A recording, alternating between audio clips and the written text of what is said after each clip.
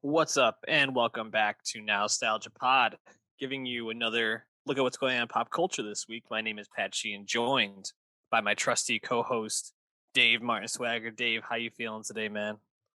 Doing well, man. It's still Dre Day. How about that? All Yeah, these years later. yeah. Okay, we're gonna be talking about the Super Bowl halftime show, which I heard a lot of different responses to, so I'm excited to dig into that. Got a couple of musical projects. We have a Disney Plus Star Wars series that just wrapped up. So we're going to be reviewing that and a couple of movies as well. So hit that subscribe on youtube.com/the nostalgia pod and give us a 5-star rating on Spotify. Yeah, Dave. Yeah, Dave. I mean, I loved the Super Bowl halftime show. I think this might be top three of our lifetime. You know, the other Also two that loved come it. to the other two that come to mind for me are U2 in 2002, very powerful performance right after the attacks on the World Trade Center, and Hmm. then Prince Yes. obviously also comes to mind. But man, this is definitely right up there with those. You loved it as well. Yeah, I thought it was awesome. Just spectacular. Just a bunch of undeniable songs right in a row. Seeing a lot of people you like. I don't know what there was to dislike about it, to be honest. I thought everybody brought it. And that was really cool to see from a bunch of older artists, in the mix here, apart from like Kendrick and Anderson Paak. Everyone else is pretty old, Yeah. for hip hop standards. So, yeah, I thought they did a great job. The set design was really impressive, for the broadcast and also intentional for the LA of it all. And the whole idea of this halftime show going in LA Super Bowl, brand new stadium, LA team even playing there on top of that, to then have an LA based act such as Dr. Dre and his subsequent friends just made a lot of sense, and they really executed on it. I think in a intelligent way, and yeah, they play a bunch of bangers. Tough to complain in my opinion. Yeah, and Dre starts off behind the keyboard and moves to the piano at points and then takes center stage by the end. But I think what really worked about this is how seamlessly it mixed together all these different sounds, right? Going from Dre and Snoop, some '90s, even Yeah. back in the '80s hip hop sound to G Unit, to Mary J. Blige, to Kendrick Lamar, to Eminem, circling back to all of them at the end. Just fucking awesome, dude. It ran together so well. And I gotta say, like the mixed reception I saw, it seems like it's a real like delineation between the real old heads who have been enjoying things like the Rolling Stones or Paul McCartney in past or the Who in past years. And Yeah. now it's like, oh, the demographic we're going for here is staunchly that late 20s, mid 40s demographic for sure. And I think Uh-huh. there's like a real delineation of like, oh, I don't like rap, or this is what I grew up with, and this is what is, I guess, old music now. Kind of crazy. Yeah. That's pretty funny to think about because there's been a lot of hand wringing about how this is the first time a majority hip hop halftime show has happened. There have been rappers as guests at previous shows here and there, rarely memorable moments. Just what 2-3 years ago, Travis Scott was at Maroon Five, for example. But I mean, hip hop has been the most popular force in pop music for such a long time that it truly was about time that they did this kind of halftime show. And on top of that, they just picked like a whole smattering of consummate professionals with, diamond songs and such popularity that it's really tough to, you know, I feel like nitpick it too much because like In the Club by 50 Cent, you Yeah. know, they still play that in clubs. It's not like that's like some like relic of the past, even though it's a 20-year-old song, you know? Like I feel Yeah. like a lot of these songs are largely still in rotation. Oh, completely. I mean, there wasn't one song on there that I felt was like a deep pull, and I guess for me, Mary J. Blige is probably my biggest blind spot out of all these discographies, but I still knew the song she was singing. Right. So I thought this was pretty much perfect. I did like that Kendrick just stay true to himself, stay true to his like weirdness with Mm, all the dancers having like the same costume and having like yes. some weird like choreography around it. Um, really just want to get new music from him. I also just thought Snoop Dogg doing the Crip Walk on the Yeah. biggest stage in like pop LA. culture was just like fuck yeah, just amazing stuff from Snoop Dogg all the way around. Any moments that really stood out to you? Yeah, there's a few. I'd say right off the bat, Dre at the board stands up and going into the next episode, and they do like a quick cut, and for the first time, you see Snoop Dogg all in frame, all by himself with this big smile. It's just perfect. It's a Yeah. perfect switch, Mhm. uh, and then they just go from there. Obviously, 50 Cent was a surprise. Uh, Upside down 50 Cent. of course, nods to the in the club video, but really cool to see 50 Cent and Anderson .Paak on the drums later there because they completed like the Infinity Gauntlet of Dr. Dre's post NWA career. Like everyone significant to Aftermath Records and Dr. Dre was at this show performing with him. It's like really cool that they had something so specific like this. And Yeah. I think that's what's so cool about it. Um, at the end when everyone comes back out for Still Dre, uh, and everyone else is ad libbing still while Snoop and Dre are actually doing the song. I thought that was really sick. Even before that, you cut back to Mary and 50 just like vibing on the couch in like perfect unison. Like just so much stuff like that. I feel like just was really cool. I've rewatched it a few times now on YouTube. I think it really really hits, and anecdotally actually people at SoFi Stadium apparently were like super loud and super into this. And usually the halftime show is not the best thing to watch when you're actually there. It's obviously a TV first event, but it seemed to really be hitting for the people in LA, which I guess makes some sense. Yeah, pretty much every like celebrity that you saw at the game was just absolutely losing their mind to it. Really cool stuff. Definitely one of my favorite halftime shows. Like I said, where does it rank for you? Yeah, definitely one of my favorite. It's been the best in a long time. I'd say the J Lo Shakira one 2 years ago was pretty good as well. That's true. Good I also performance. like Lady Gaga. Yeah, I love the Lady Gaga one. That's probably that and Lady Gaga and Dre are probably my favorite two of the last 10 years. I'd say. The Gaga jumping off the stadium image will last in my brain forever. So Yeah, shout out to Gaga. hell yeah, hell yeah.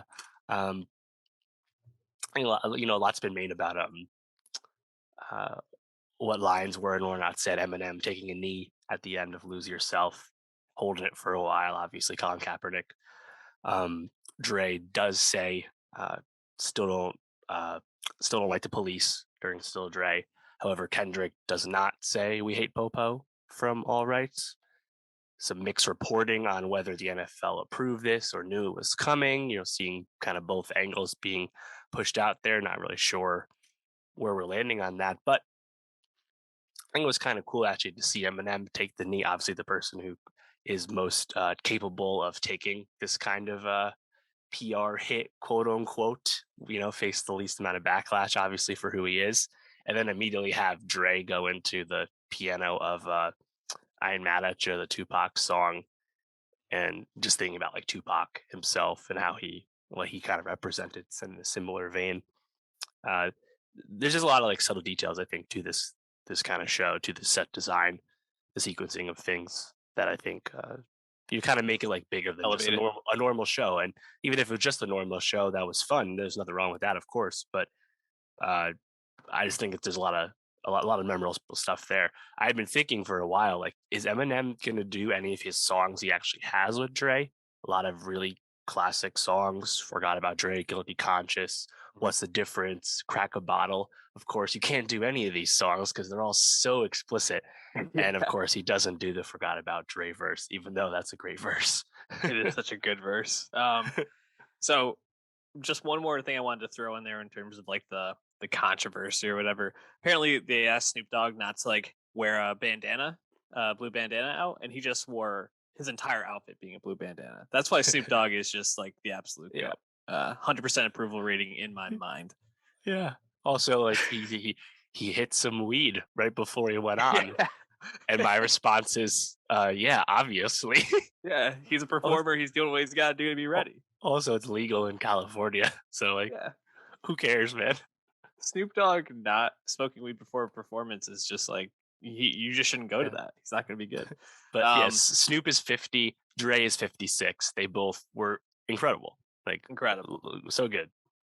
So Super Bowl is in Arizona next year. Any guesses for the halftime show?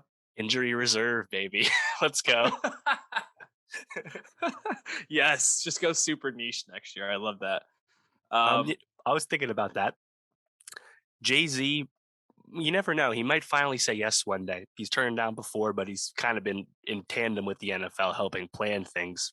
So maybe he will do it one day.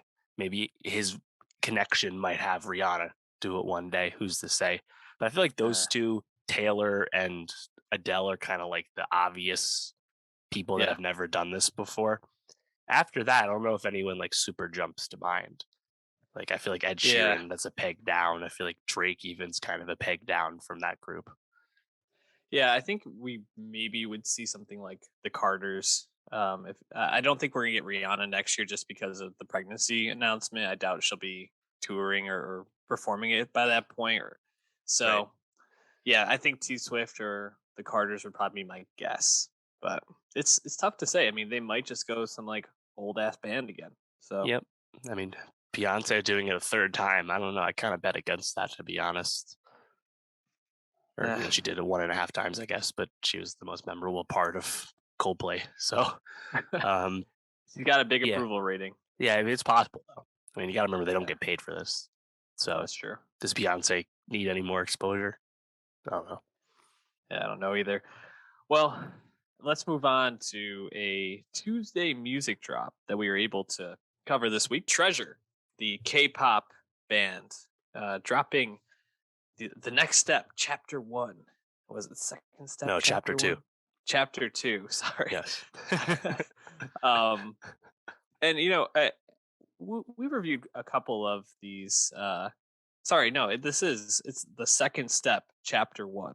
Oh, the second step. Yes, yes, yes. Sorry, I read that wrong the first time. I'll be honest, I don't Um, love these titles. yeah, I'm not a big fan of the titles either, but a decently. I enjoyed the music. I gotta say, we've covered Hmm. quite a few of these K-pop releases now, and I feel like some of them can sound a little samey. So to have something that like jumps out and makes this, the band sound unique is always kind of what I'm looking for. I'm wondering, did you hear anything in the second step, chapter one, that you felt like set Treasure apart from the other K-pop groups out there? Yeah, I definitely heard some stuff. I think it's primarily on the production side of things that helps elevate Treasure.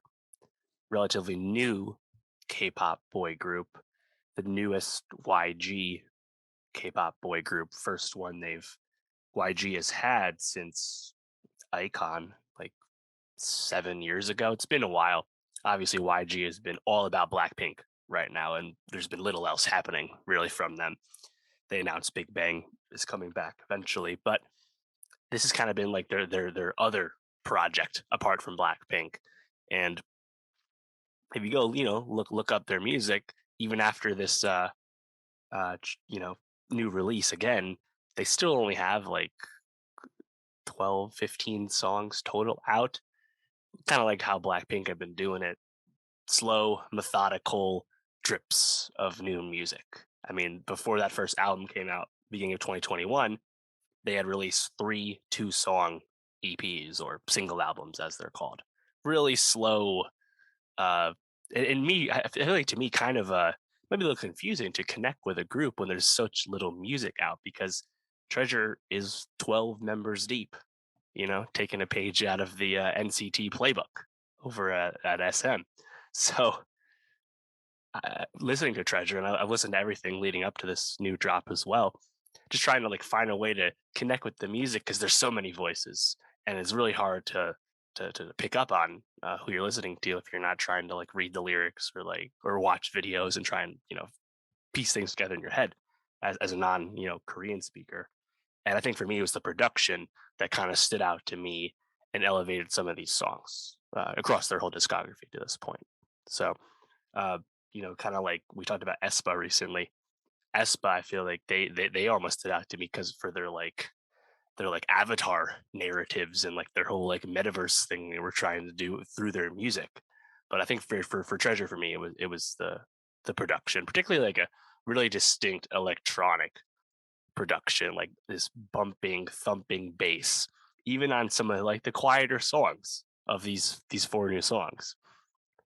There's still I think a heavy electronic production throughout, which kind of stood out to me and kind of kept the music lively.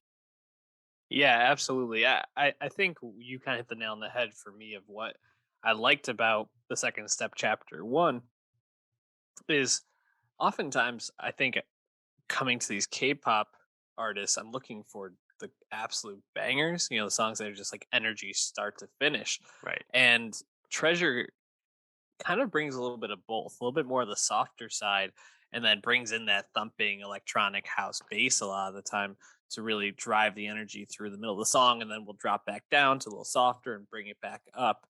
And that happens a few times on here, like a song like You, Hmm. or right after it, Dari Dari or Dari Ari, or It's Okay. Kind of, Right. did I say that wrong? Sorry. Darari, I think it was.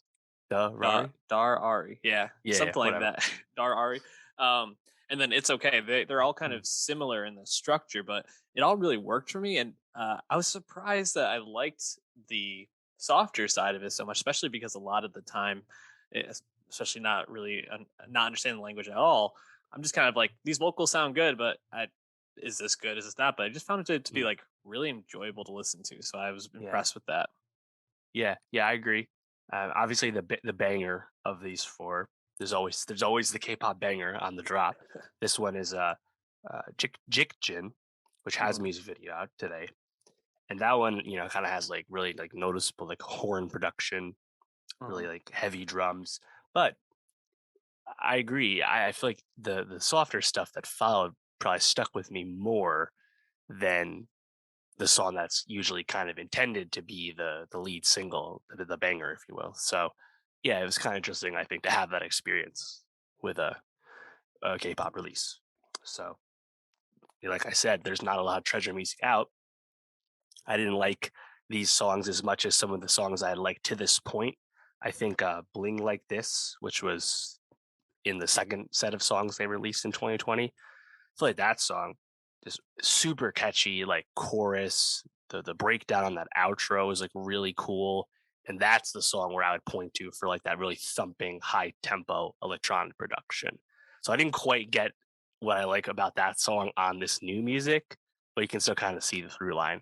So hopefully YG wants to push these guys out a little more, like on social media, it was like the treasure comeback.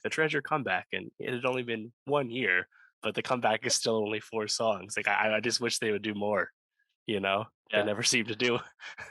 Dave, I gotta say, there's a moment on this that I thought you were just going to totally love, and it's at the beginning of You. They have this like soft piano-driven build-up, and then there's a moment when I'm not sure who is the band members, obviously, but they're like, "I want you," and then it like comes in with like the thumping like bass, and I was like, "This is Yeah. a Charlie Puth song right here. Like, this is something your guy Puth would Oh. totally have Ooh, made himself in the lab on TikTok." So, uh, interesting. definitely had said some of those vibes for me. We'll probably throw one of these tracks onto our Nostalgia Best of 2022. So follow that playlist on Spotify. But we're going to switch gears and move into the hip hop sphere, where Snot $not uh, dropping. I guess this is his third studio album technically, but he's had some other projects. Been around since about 2016. Probably know him from Gasha. A couple, what was that? 2 years back, 3 years back now. Yeah, the first album. Um, so he's been around for a little bit. This is the first time I remember like really digging into a full album of his on Yeah. Ethereal. And I gotta say, it was a bit of a mixed bag for me. There's some stuff on here that I think really, really works. And then there's some moments that I just kind of was left scratching my head a bit. How did you feel listening to Ethereal? Yeah, so coming in, this is the first time he's actually released something since I've been aware of him. The last two albums are both in 2020. And two songs off the second 2020 album, Beautiful Havoc. Two songs off that I really, really like Me with Ian Dior and Mean with Flo Milli. And both those songs, I think, have like the textbook appeal of snot on them, which is just a fucking catchy ass rap flow. Like he just finds a way to, I think, hit with these like kind of bangers, but still mixing in some like melodic stuff.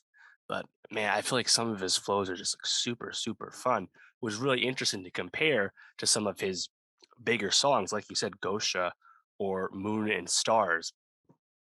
He's definitely dabbled in the softer stuff as well. So coming into Ethereal, you listen to this and you get kind of all that stuff going on. It shows his versatility, shows his willingness to throw some darts, but inevitably it's going to be up and down. So there were some songs in this I really enjoyed, and then there was some stuff that I, you know, did not care for at all. Um, but he's definitely an artist I'm paying attention to because I think just when he's sticking to the rapping, I think it's really fun. Yeah, I agree. I think the songs I enjoyed more were the heavier songs, and we'll get to that in a second. But I think the reason I agree with you that he's an artist to watch is he definitely has a vision, and I think some of the stuff that we hear on this, and some of the sound that he's trying it to like pull through as a through line on Ethereal, um, is really admirable, you know, because it starts off with My World intro, which is like this like trancy looping kind of intro track. Not there's not really like I think much to talk about there, but it just kind of like lulls you in, and then immediately Doja starts. And Doja is just absolute heat, and I just was like, holy shit, this guy with ASAP Rocky just like ASAP comes in like the coolest way ever, just kind of like somehow like it's like he almost like floated out of the beat when the way he Yeah, drops in. It's good mixing. incredible. The whole song I thought was absolutely great. But then the next track, Blue Moon with Teddy Jones, is kind of what I didn't like about the album is when he goes softer, when he tones it down more, I'm just not as interested in the Yeah, music. But although I gotta say Teddy Jones sounded really good on that. But yeah. uh I think that's like almost the epitome of like the album for me, those first three tracks. Like when it's a song like Doja, I'm all in. When it's a song like Blue Hmm. Moon, I was like, Yeah, let's just get to the next one. totally. Yeah, I mean, Doja just kind of reminiscent for the sound of Florida SoundCloud rap. Snot grew up in West Palm. Florida and blew up on SoundCloud. We don't really talk about SoundCloud rap anymore. It's largely fizzled out, but that is exactly what you associate SoundCloud rap with, is that kind of song. Doja Cat did tweet in a way that suggests that he did not actually fuck Doja Cat. Nevertheless, I like the song.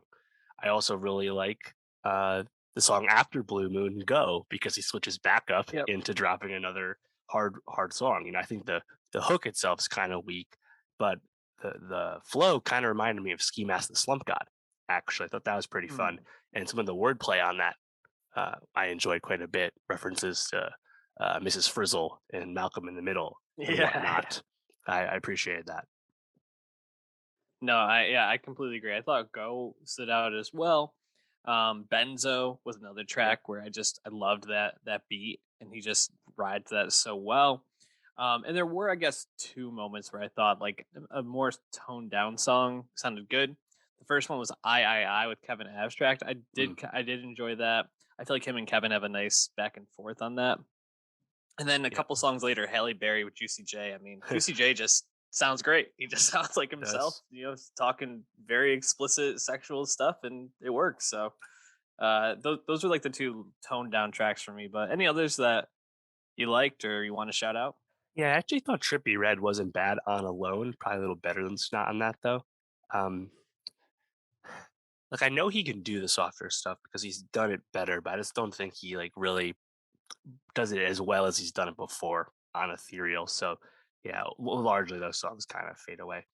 Uh, I wanted more from the Joey Badass feature, just given how rare those are. Didn't think it was anything special. Um, but yeah, I had mentioned Snot last year for XXL. I thought he was a surefire pick. They didn't pick him, kind of surprisingly.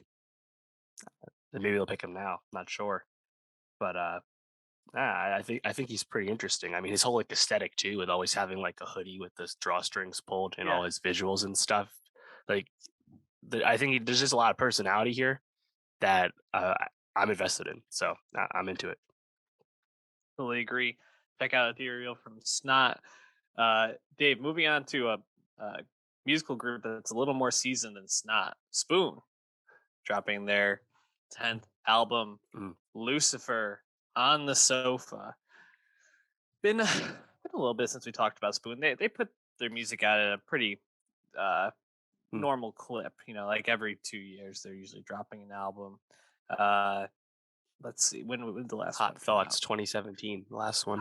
So the Hot Thoughts is about 5 years before that. Before that, they were on like a 4 3 year type Hmm. thing. So this is his biggest layoff, but that's it seems COVID related in terms of the rollout from what I read. And I gotta say, nice to have Spoon back. Hot Thoughts, not my favorite Spoon record, but if you go back and listen to our review, I think I really admired Hmm. Britt Daniels and the band taking a shot at some more electronic sound and being a little bit looser in their sound. Spoon is really known for being such a tight band that just like every single string, every single chord is like perfectly placed, and they always seem like they're kind of on the edge of like losing it, but never actually lose it. Lucifer on the Sofa is more of a return to like old school Spoon. It feels like for me, they're still kind of keeping with a little bit of that electric sound at times. Like the title track, I think, is very similar to some of the stuff on "They Want My Soul" from 2014. But I think this is a nice callback to some of their earlier stuff, like "Ga Ga Ga" or "Give Me Fiction." How did you feel about it? Yeah, I liked it a lot. Just back to the basics, blues rock for the most part. Yep. It's sounds great, you know. Drums are good, the guitars are good. They're going hard for the most part. I thought it was awesome. The only time I really didn't enjoy it was at the end with Astral Jacket. Astral Jacket. I thought that song was a little too quiet for me. Other than that, I thought the whole track listing was pretty darn good, and it doesn't overstay its welcome. 38 minutes, 10 tracks. It's pretty quick, but uh, they're just strumming the whole time. It was quite enjoyable. I think The Devil and Mr. Jones was my favorite song of the bunch, but I really liked the whole thing. Yeah, The Devil and Mr. Jones is a clear standout for me as well. But I gotta say, there's a couple of moments on this that I just really, really loved. I agree. I think this is one of the strongest just like rock releases we've gotten in a long time. And obviously we always talk about how there's really not that many good rock releases at all anymore. But even like Satellite, one of the later tracks, there's like a moment at the end, like basically with a minute left, where they just like let the guitar rip, and it fucking ripped, dude. And I was just like, oh, this is why rock music was so popular. Is you get moments like this where you're just totally entranced in the music. And I gotta say, Britt Daniels is really still bringing it with I think his songwriting, but also just his vocal performance throughout. He's able to change up his voice and kind of like goes from like the scathing, more like rough guttural sound to like a more like toned up sound, and it all works really well. Spoon is like Derek Jeter to me, dude, where it's like they put up a solid year every time that they decide to put out an album, and you're Mhm. never like, oh, Spoon, like there's always like a band that like is more exciting, but then you look at the numbers, like, oh yeah, like by far one of the best bands of their generation, just kind of under the radar. So So what you're saying is Lucifer on the Sofa is when like old ass Derek Jeter led the American League in hits in like 2012 or whenever that was. That's what this is. yeah, This probably. this is pretty high functioning, for Yeah. for a 10th album. Jesus Christ! Yeah. Like when we listened to like the last Foo Fighters record, it was a lot fainter praise. Let's put it that way. We were giving them a lot of credit for trying something, trying to become more dancey, which Spoon Mhm. Spoon never compromises on who they are, and I feel like even the small risks that they take always feel like earned and not like super outside the box for Yeah, them, which is nice. yeah. And I'm not again not a huge Spoon fan, obviously, but like they've had some lineup changes. They've jumped around record labels a lot, but you wouldn't know it by listening to "Loose from the Sofa." I think that says something. So I know you said Mr. Jones on the with the devil or whatever. Sorry, The was the Devil name and of that Mr. track? Jones, yes. Yes. What other tracks did you like specifically? Yeah, you said Satellite like that one. I also liked The Hardest Cut, which I believe was an Yeah. early single. Yeah, Yep. Yeah. I really that whole liked all thing's those really ones good. too. Yeah, I agree. I think if you like rock music, you kind of have to go check this one out. And also check out our Nostalgia Best of 2022 playlist.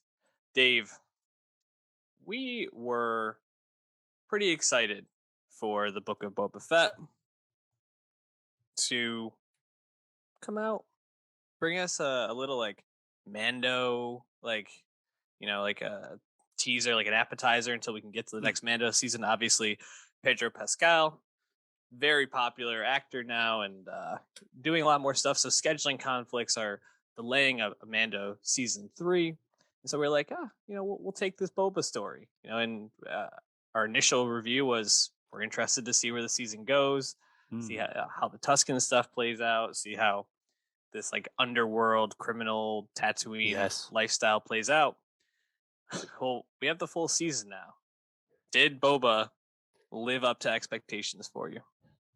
Now, it definitely didn't live up to expectations, but in the initial review, I also said that I didn't have high expectations. And I think that's Well, that ain't anyone good who, then. right, like if you just reckon with like the Boba Fett character coming into the show, there's not a lot there. He's a guy that's popular because he looks cool. He looked Yeah, cool in the 70s, and that's why we like Boba Fett. That's really all it is. And in the meantime, books and comics aside, in the meantime, The Mandalorian season 1 is effectively what a Boba Fett show would have been. So, and there's a lot, yeah, everyone has a lot of a bigger relationship with Din and Grogu, obviously.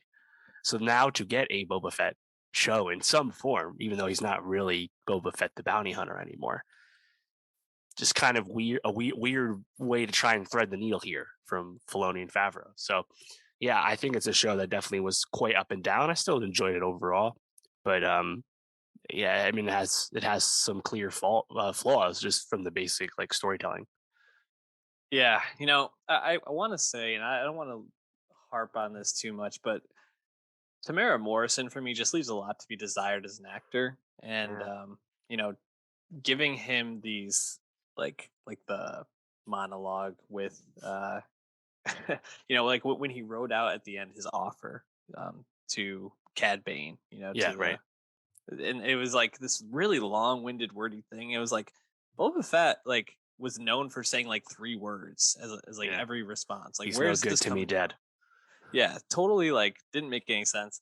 I also think like and this is partially my own fault, but some of the things that I was looking forward to was really diving into like the criminal world of Yeah, Tatooine and the Star Wars world, and they really like hedged on that, right? Where they were like, here's the the casino or the club place, and we kind of stop in every once in a while. That was some of the most like interesting moments, like seeing what was going on there, seeing Black Cranston just like yeah, chilling out, ripping Chrysanthemum. arms Yeah. off. Yeah, Chrysanthemum. I know I'm calling back to the Midnight Boys there, but I just I just feel like they had so much potential to explore things, and they kind of made it like a straight down the middle Star Wars. Like I don't know. I don't even know if it's like really a character story when the 2 best episodes of the season ended up not being about the title character. Yeah, no, I think that's exactly right. It's not really a crime story. Boba Fett's no longer a bounty hunter. He's a crime lord, inheriting Mm. Jabba the Hutt's palace and his subsequent territory and responsibilities. But it's not really a crime story either. There's kind of like filmmaking nods to like the Godfather and other like like mob convention and stuff. But nothing really amounts to like the other the Trandashans and the Qualish families and like Mos Espa and stuff. Like it doesn't really come together. They just don't really do that. And I think honestly, if we removed those 2 best episodes and we didn't have Din and Grogu and also like Ahsoka show up here, and we actually gave Boba Fett more time, I think that story would definitely have been improved. Now, I think a lot of people still really liked, obviously, what we got with Din and Grogu. So, you know, mixed bag season with some like credible highs, I guess we'll take it.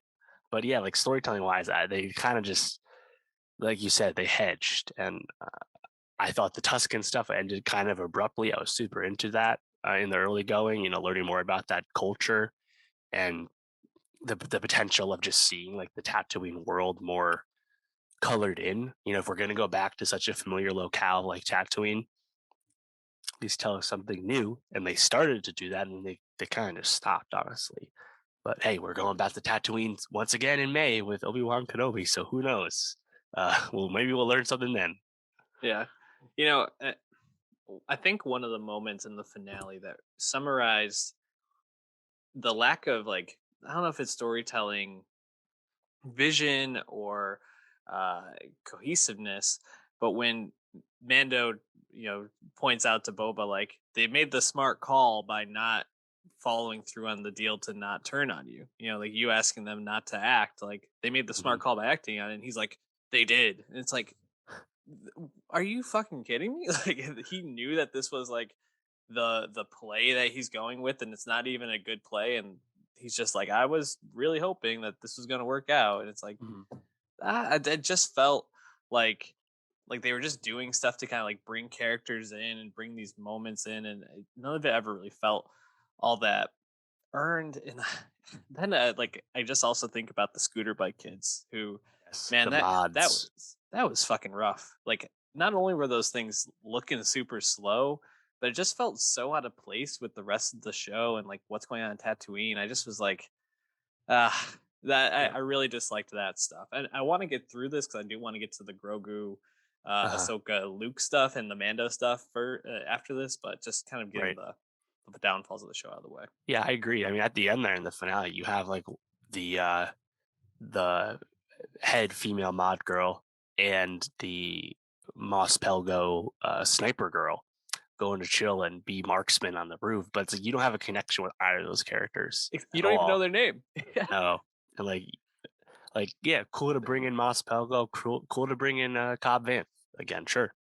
I mean, you already have a connection to Cobb Vanth, of course, having he had the armor in Mando, right?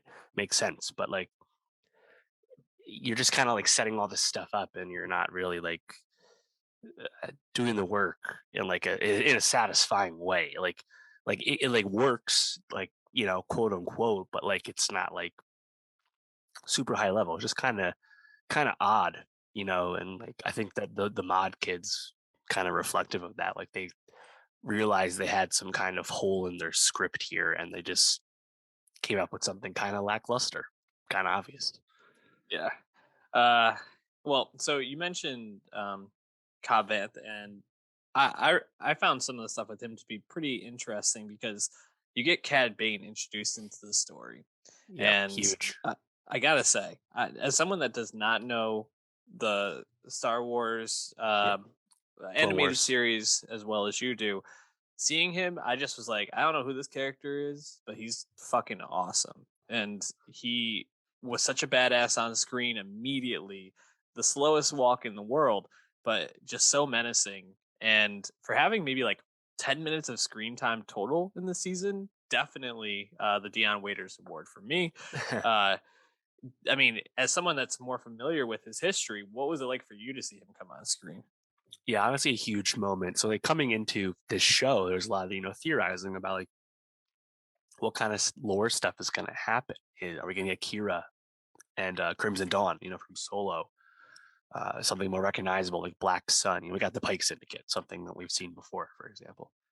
Um, the potential for Cad Bane was certainly like on the table. I think people had thought about that, but to actually see him come out was like so mind blowing. And like as soon as I saw the figure in the distance, I knew who it was right away. Like my mouth actually opened. I was like, oh my god, they're actually doing Cad Bane in live action.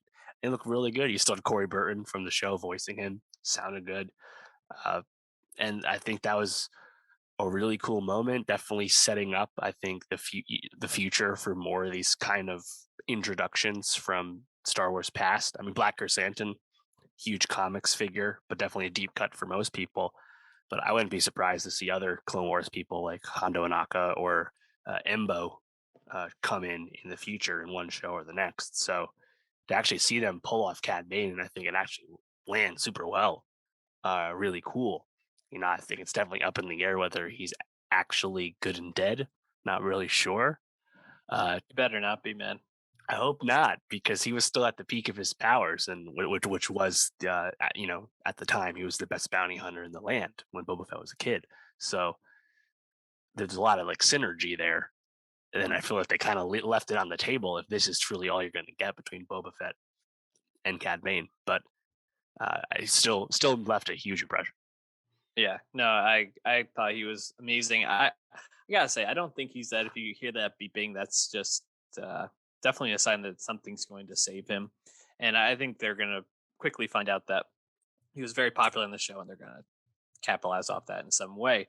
All right, so obviously, I think the episodes that people were most talking about this season were episodes 5 and 6, where you get the reintroduction of Mando in 5, and a lot of Mandalorian lore brought into that episode, and then episode 6, where you get to see Grogu with Luke on what's the name of that planet? I don't even remember. It was unnamed. I believe it's a new Unnamed. place. Oh, okay. Yeah. And Luke's making his trying to make his Jedi school, and Ahsoka shows up. Mando's Yes. there. It's that episode was mind blowing. But let's start with 5.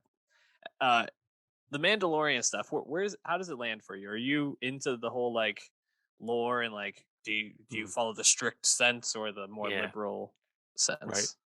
Yeah, so I'm into it just because it's something that's been built up for so long. When you think back to the cartoons, the Mandalorians, Mandalore, the planet itself, the whole culture, huge aspect of Clone Wars and Rebels. So seeing like this kind of side of it that we've been introduced to in the Mandalorian, namely these I forget the name of their order, but they're like zealots basically. This is the way, keeping your helmets on, all that shit, right? I really like seeing this because it makes Star Wars feel lived in and like detailed and stuff. It's really cool. On top of that, you have the continuing this, lineage with the dark saber. I really like how the dark saber is challenging to wield and uh, kind of like heavy and slow, very reminiscent of lightsaber combat in the original trilogy, for example. So I like all that stuff, like the armor character, the Vizsla guy who he fights. Like, I hope to see more of them. I would not be shocked to see us go to Mandalore, maybe in the Ahsoka show. Who knows? Like, things are happening. Sabine, a Mandalorian character, was cast in Ahsoka, so I think we're headed that way. Um, but just whenever like Din is kind of interacting with that and just like being all Mandalorian ass, I think it's just really cool because it's lore that's been like developed for a while now. So just seeing more of it's pretty cool. Yeah, I really agree with the point of like Star Wars as a lived in universe when you see people who are taking basically a religion and like utilizing it in all different ways, and like how do you utilize this mindset and these beliefs and these rituals and kind of fit that into your beliefs and what you feel is actually right. Definitely love that aspect of the story. And yeah, I thought the fight between Mando and the huge Mandalorian guy Yeah. was really fun to watch. And then episode 6, dude, I don't know how they do it, but Grogu gets cuter every single fucking time. Like he is the cutest like creature probably just in the universe at this point. And seeing him very reminiscent of Luke with Yoda, but the roles reversed.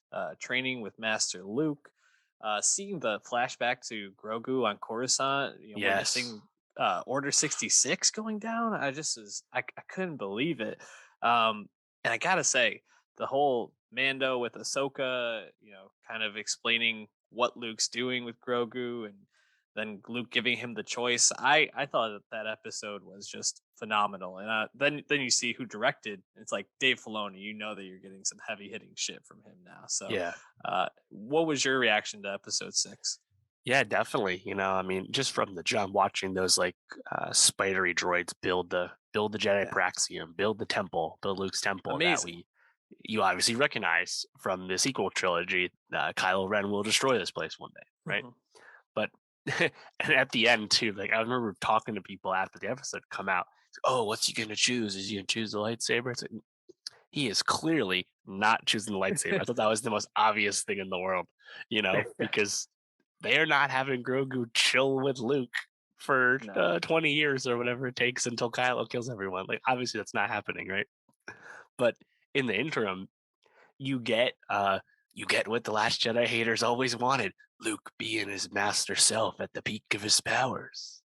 Yeah. But it's still pretty darn cool when you do see it, isn't it? Hmm. Um, I would like them to deeply consider recasting Luke, young Luke, if they're going to do more of this, because visually, I thought the face looked pretty good, but you can tell that they're like picking their spots with how they're using Luke in terms of how he speaks and all that stuff. On the other hand, maybe just don't use an AI voice. Like, uh, It seemed very choppy. yeah, it was a little weird. Um, but it's effective for what it's going for. Obviously, just really cool, and having Ahsoka be there, and just seeing Luke and Ahsoka Yeah. interact as a friend to the family. It's like fuck, dude. Like I doubt we see Ahsoka in Mandalorian season 3. I think we're probably gonna wait until her show comes out next year Mhm. before we see her again. That's what I would bet on. But just her kind of being there, like kind of being cryptic and stuff, and like talking to Luke a little bit, I thought was really really big for people that have seen the Clone Wars, for example. But having Grogu, I think, to be a little developed now in his abilities, Yes. I think goes a long way. It feels earned. Hmm. Um, Before that, though, having Luke kind of force lift him along to move him around, fucking hilarious, fucking awesome. So many Yeah. little moments, I think, in that episode. Yeah, Really fun. totally. I gotta say, like when Luke says it's more like he's remembering than I'm actually teaching him, I thought was a really like strong piece to like pull in, because you see Grogu using the Force in such powerful ways throughout the first 2 seasons, and then even in the finale here, and you're like, he could be the most powerful Force being in the galaxy, beyond Yeah. after Luke passes. Uh, and knowing that he didn't just like have this power, that he was in training, that he, being a 50-year-old, still a baby, but someone that has some experience, I think adds a little bit to that. And yeah, seeing his like pain, like having Luke tap into that Order 66 memory, I wonder if we'll ever get more of that memory, which They're would thinking be, about it. They're definitely yeah, thinking about it. which man, there's so much to dig into there, but I know. um really really exciting stuff. Love this episode. And yeah, the way it left, I mean, you're right. I think the choice seems pretty obvious. um but I gotta say, it really does leave you with a lurch in your stomach when it's like, I just want him to have the Beskar chainmail shirt and the lightsaber. Just give me Yoda's lightsaber. I think eventually he'll probably get it, is my guess, but I don't know. um Also, Luke Skywalker, worst babysitter in the world, just sends him with R2 across the galaxy to Tatooine. R2 is Uh, pretty competent, though, to be fair. Grogu is like the most wanted being in the galaxy at this point. The whole entire empire is out to get him, and Luke knows Right. this. Just absolutely, that Luke was pissed when he chose Well, the best car. the Imperial remnant's pretty weak at this point, so in the I far guess reaches Luke of just space, one X-wing, you can manage. um and then thoughts on the finale real quick. I mean, we talked about some of the shortcomings of the show in general. I thought the finale was pretty satisfying. You get the rancor moment. Yeah, um Rancor looked really good. I thought that was really really well done with like the monster movie like Yeah, setting. i, I do have to say, I feel like they made Mando, I don't know, almost like incompetent in ways in this finale. Like when he tries to like ride the Rancor, and certainly like he shouldn't have been able to ride it, but like he like doesn't understand at all like how that works. And then also like Boba Fett like gets all the cool moments pretty much, except for like Mando like basically meeting back up with Grogu. I guess there's also mm, a moment where he does use the dark saber to like cut that robot apart, but then it like throws him around. I don't know. I was just mm. like, it Yeah, it just seemed like they kind of doled him down to make Boba Fett seem cooler by the end. yeah, yeah. I didn't mind it. Again, you have to kind of like accept, like, okay, yeah, There is no other shoe to drop. We're just dealing with the Right. Pikes. Like you have to kind of just accept that. Um, It really interesting choice to just send Fennec away for pretty much the whole episode. yeah, that's for sure. I mean, in general, her and Tamara Morrison in the Mhm. present day timeline specifically don't really get up to too much if you really think about it. And Nope. again, that could have been alleviated if we didn't have the Mandu and Grogu stuff. But alas, it seems like the Favreau Filoni Star Wars verse, the Mando verse, if you will, going to be a little more connected than people might have thought. So it is what it is. Well, I guess it'll be really telling who is in fact in the Obi-Wan show. There's going to be Clone Wars connections via the Inquisitors already. We know this, but like, I mean, I really hope Ahsoka doesn't show up, for example. But like, yeah, Boba Fett, it's kind of like bonus material to me. It was not a show we had ever been thinking about. It was literally like secretly announced at the end of Mando season 2, after all. So for what it was, it's fine. I mean, it's certainly no Falcon and the Winter Soldier. Let's put it that way. That's true. Um, Excited for Obi-Wan to come out. We'll be talking about that when it drops. Do you think we get a Boba Fett season 2? It's a great question because I don't know if we necessarily get a season 2, but there's a lot of things that will seemingly come back into play, right? You have Cobb Vanth hanging Mhm. around, you have Boba Fett, you have Fennec Shand, you have potentially Cad Bane, you have Black Chrysanthemum. Mhm. They've introduced a lot of pieces that maybe will, pop up in a different series, MCU style. Maybe that's where we're headed. Um, Yeah. you know, I don't know how much we need of Boba Fett moving forward. As non bounty hunter Boba Fett, we kind of don't need him. We have Mandalorian now, so I'll be happy. I'll be content if we don't get another one. Same here. I'm hoping we don't, but Star Wars, you never know. Anyways, let's move on to the big screen where Death on the Nile finally came out. I mean, this was this supposed to drop last year, I believe? At It got least. moved. Its date was moved several times Yeah. due to COVID and Originally, also the Army Hammer stuff, assumingly. This has been in the can anyway for quite a long while. This was shot before the pandemic. yeah, looks like it was originally set to be released December 20th, 2019. So it Christ. got rescheduled to October because of some production issues, October 2020. And then, as we all know, COVID just pushed everything back. So this has been coming for a while. I think uh, this is known to be, or this is a book. This is at least something I was aware of. Was adapted from a book, Yeah, an Agatha old Christie, novel one of by her Agatha famous Christie, books. Yeah, and stellar cast with this. You got a lot of up and coming actors as well as some really established people. Kenneth Branagh, and Gal Gadot, I think, are probably the two big headliners. You also mentioned Army Hammer already, and then you have a couple of other people, Letitia Wright. You get Russell Brand in a very yeah.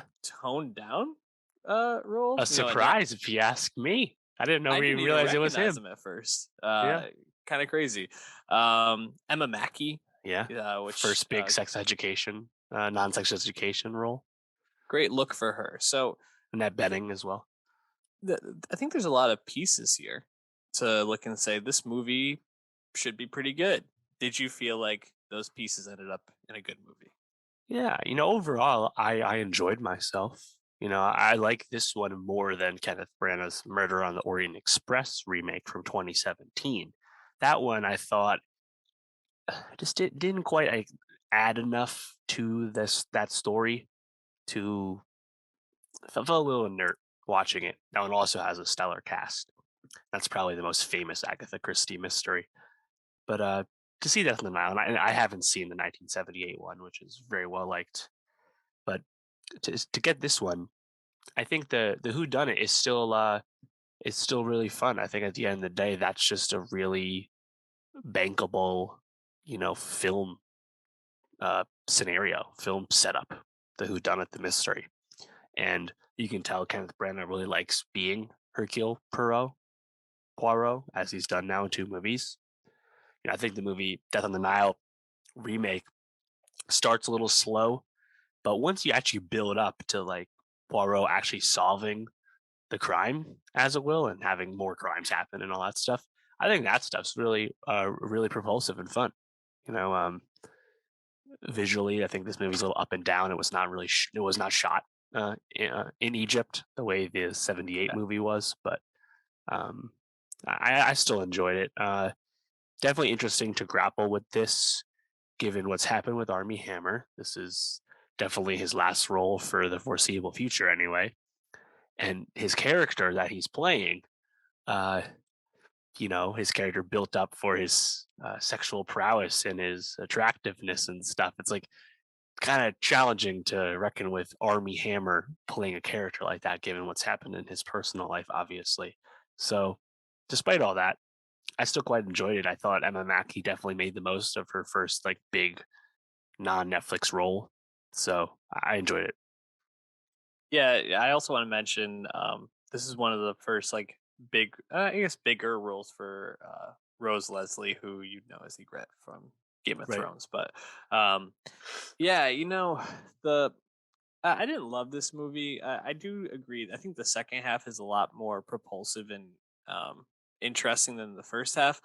I think I'm kind of left with certainly the Army Hammer stuff was a little challenging at points, but I also just don't know if I like Gal Gadot as an actress. But She's I feel like definitely not too good in this movie, to be clear. yeah, and I feel like she's kind of played pretty one note a lot. I think the last time we saw her was what Red Notice. Yep. Hmm. And even in that movie, she's pretty one note. I guess maybe a little more like silly and fun in that movie than she gets to be in this one.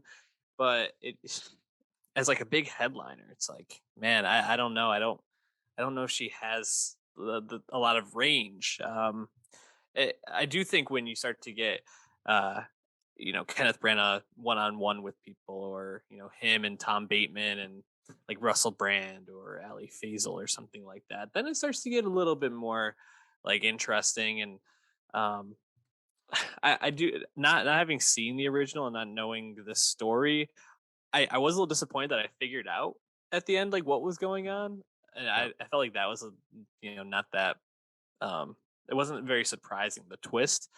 But overall, I thought the second half was pretty enjoyable. So, to take it for what it is, it's a movie that's been delayed a lot, finally kind of came out with a lot of problems Mhm. around it. So I think you can do worse. And this made, I think, like what, 30 million or something like that at the box office. Worldwide, yeah, like 12 million domestic. So the Murder on the Orient Express from Branagh was a kind of a surprise hit.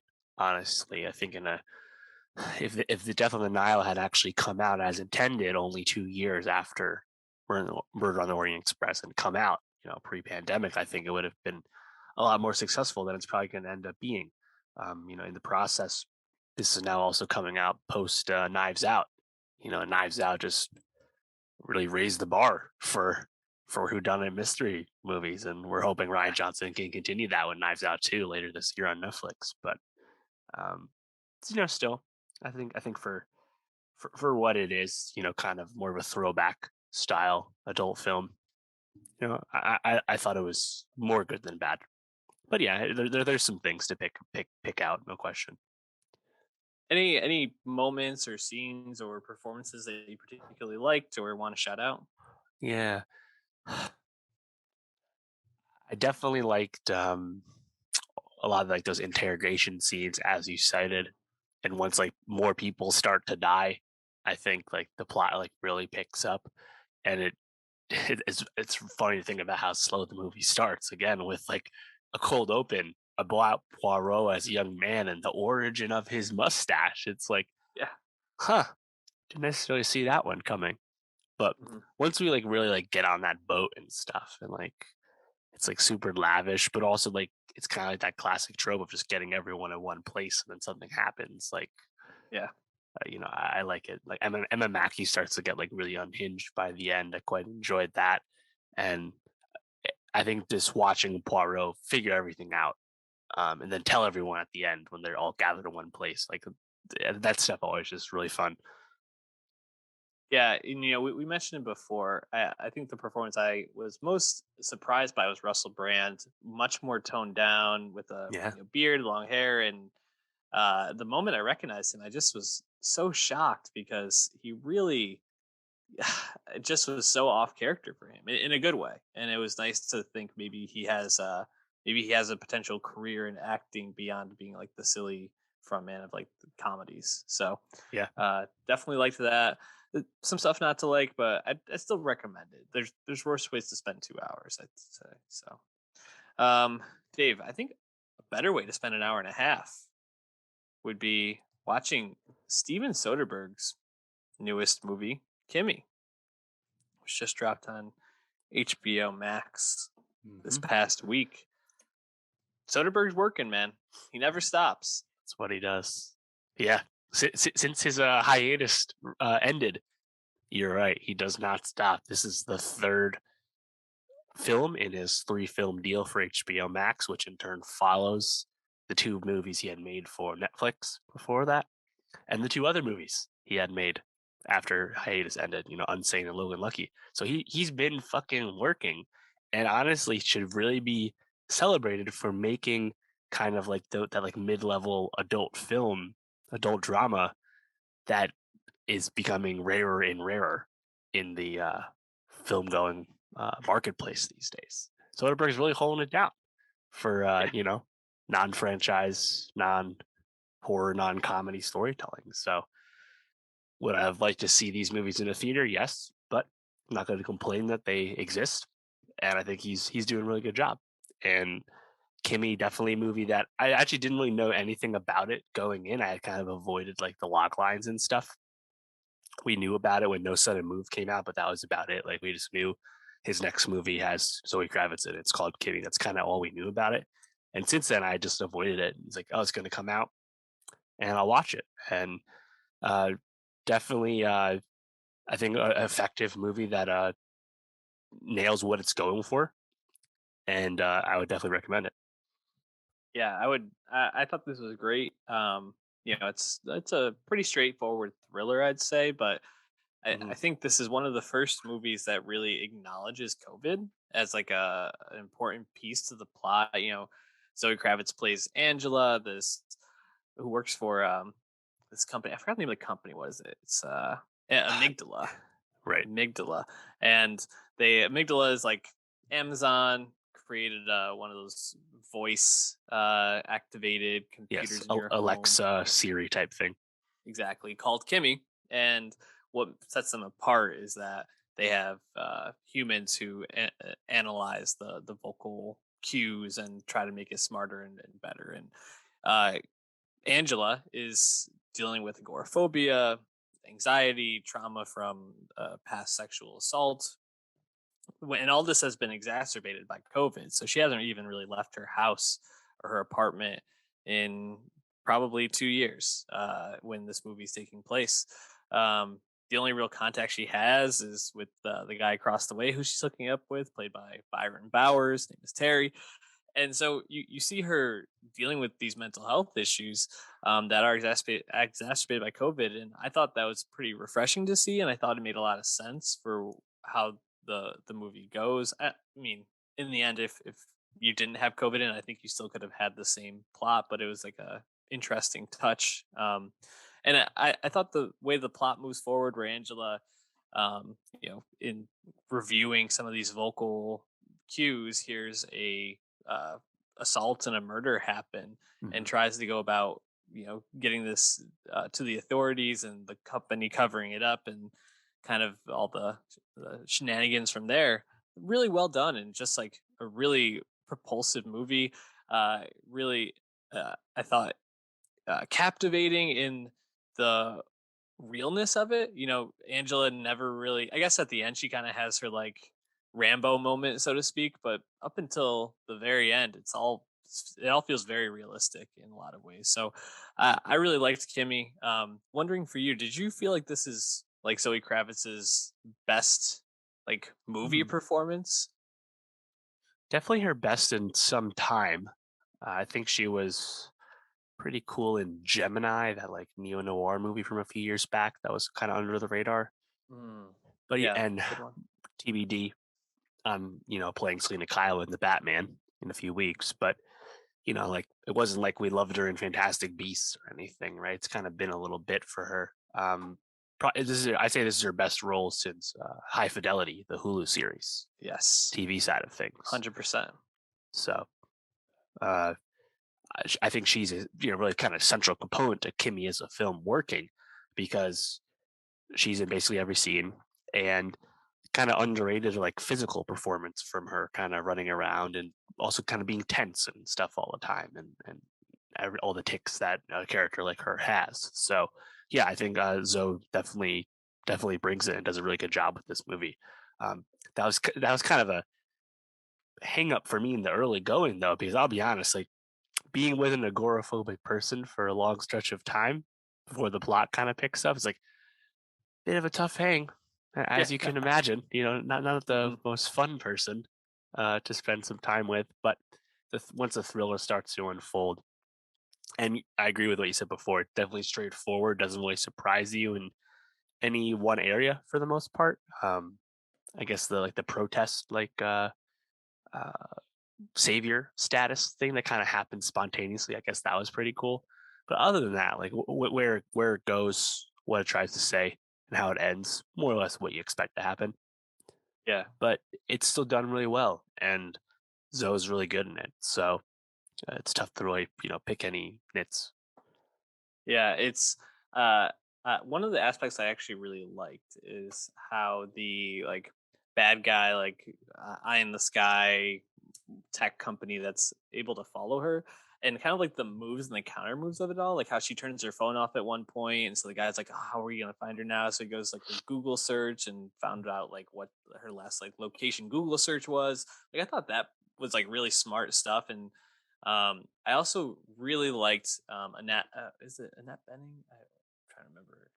Sorry, no. Annette Bening was in Death on Nile. Rita Wilson. I really liked Yeah, the yeah. scene between Zoe Kravitz and Rita Wilson, where Rita Wilson is like, "No, we definitely believe you, but like, we Right. need to hear it right now." And like playing that, like obviously working for the company, trying to like quiet Angela person higher up is, I thought it was really well done.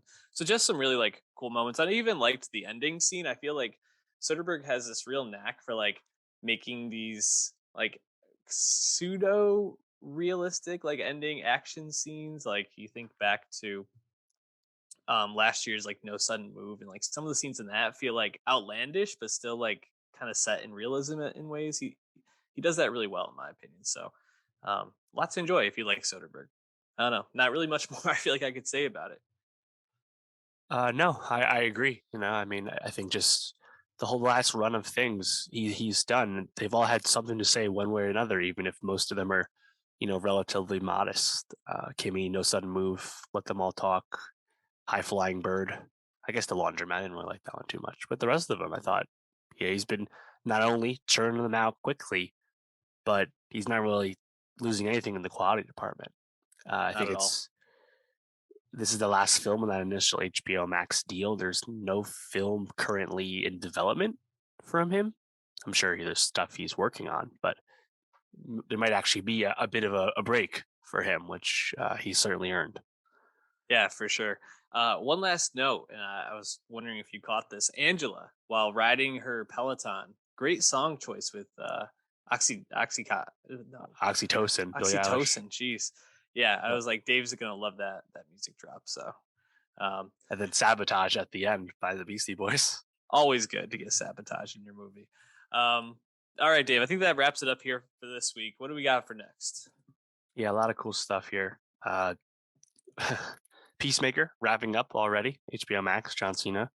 The Worst Person in the World, finally like expanding in theaters. Best international film nominee at the Oscars this year. Very excited to finally see that. The Marvelous Mrs. Maisel season 4. The first 2 episodes are dropping on Prime. They're actually doing a 2 episodes a week thing for the first time with that show instead of doing it all at once, which I'm happy about. And we also have Tom Holland's video game movie Uncharted. We'll see what's up with that one.